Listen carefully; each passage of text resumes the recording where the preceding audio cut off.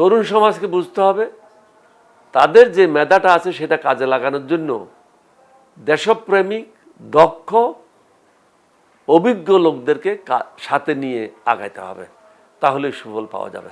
It is not impossible, এটা অসম্ভব কিছু না। সঠিক সরকার আসলে, সঠিক ব্যক্তি সঠিক জায়গায় বসলে এটা অসম্ভব কিছু না।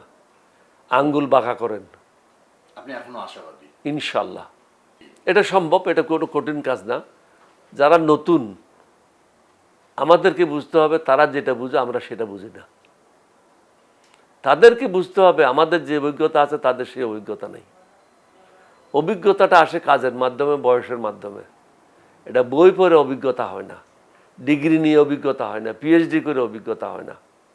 আপনি এটা জ্ঞান অর্জন করেন। অভিজ্ঞতাটা হয় আপনার জীবনের ধাপে ধাপে, প্রত্যেকটা স্তর ক্রস করার সময় আপনার কিছু অভিজ্ঞতা হয়। থেকে শিখেন, না হলে দেখে শিখেন।